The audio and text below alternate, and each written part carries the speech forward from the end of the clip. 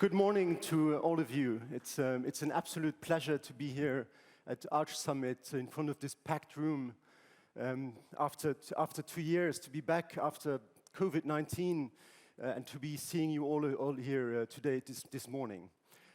So thank you for Vodafone and Tomorrow Street for organizing this. It's indeed wonderful to be here.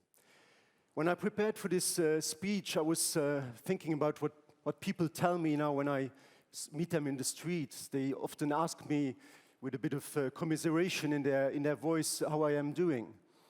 And I often tell them, it's interesting. And there is this saying which goes, may you live in interesting times. I've probably heard it all. And so I wasn't sure where it came from, so I Wikipedia'd it. And apparently it's a Chinese curse, which was, may you live in interesting times, which was saying, may you live in chaotic times as opposed to quiet times. And I sometimes joke with my predecessor, with Etienne, that he certainly had an omen when he left office in late 2019. And maybe he put a curse on me, because when I came in, it was COVID-19. Then afterwards, it was an energy crisis, high inflation, this terrible war in Ukraine. We are seeing going towards a future which is going to be a different future, with a new geopolitical landscape, doing things in a very different way. And in all times of crisis, obviously there also lie opportunities.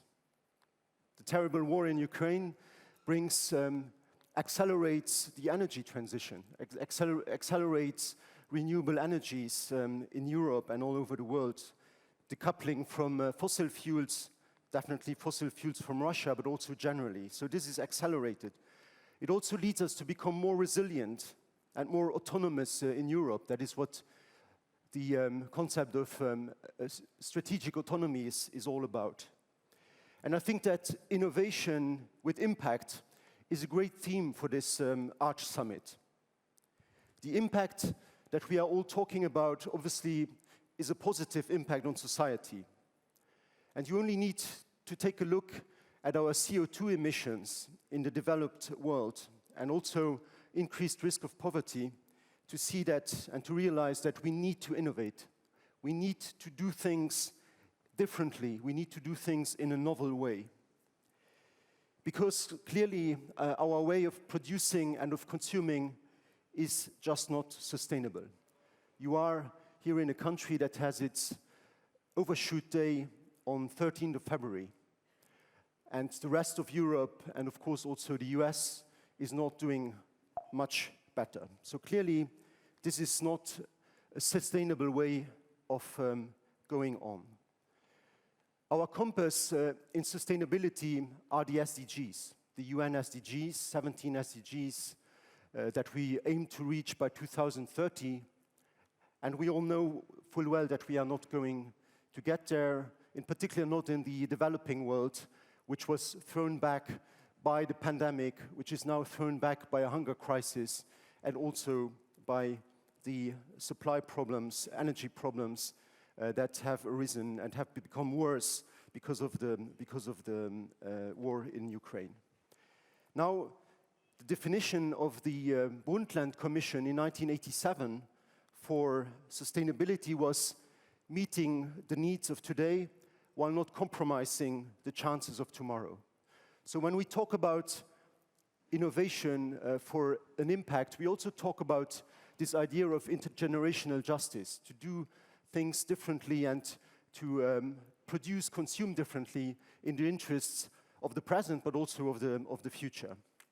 And we have recently had, a week ago, the public conference of Luxembourg Strategy.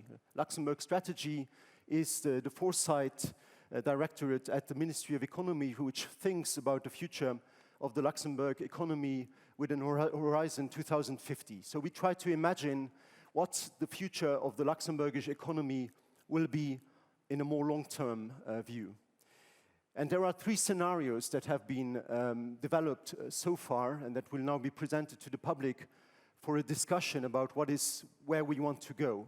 I would like to stress that these are not desirable scenarios.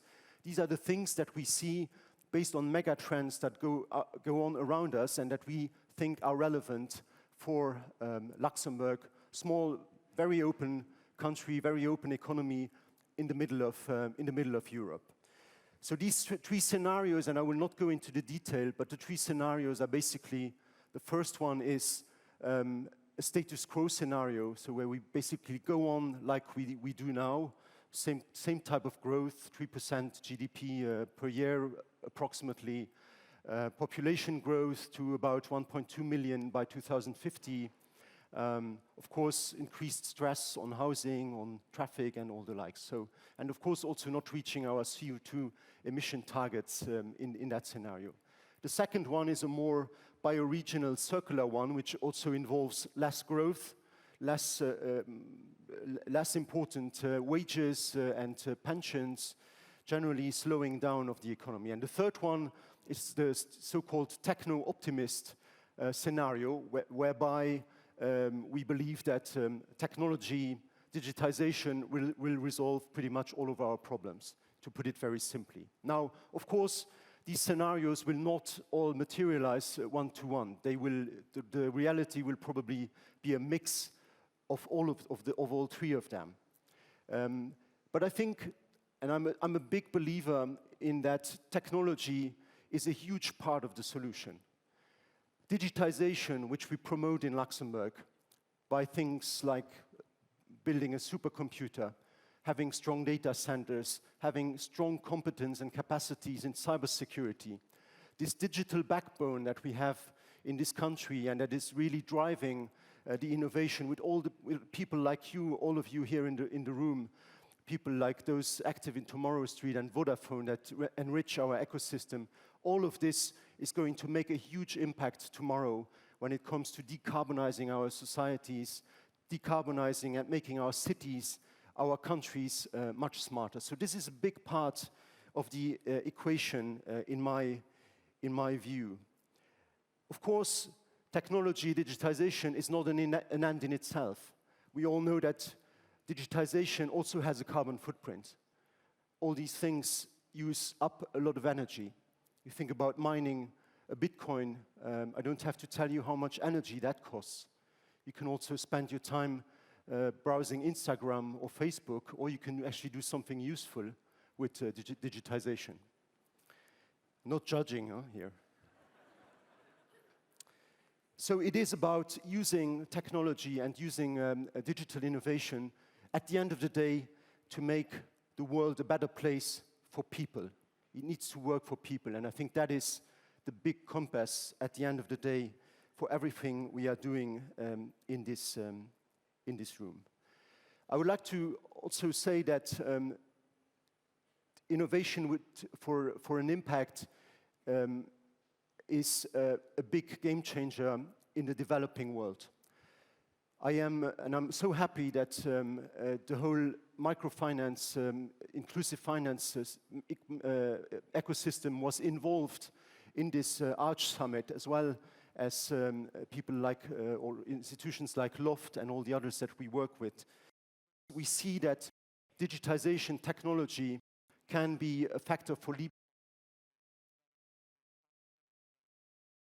in our partner countries in Africa and all the developing world.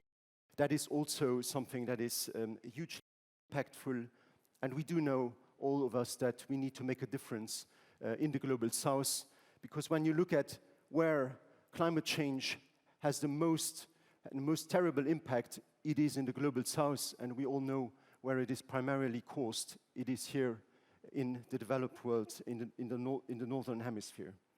So, I'd like to end here, just tell you that you are innovators, you can make a change for the better, and I think that is what these 2 days at Arch Summit are all about.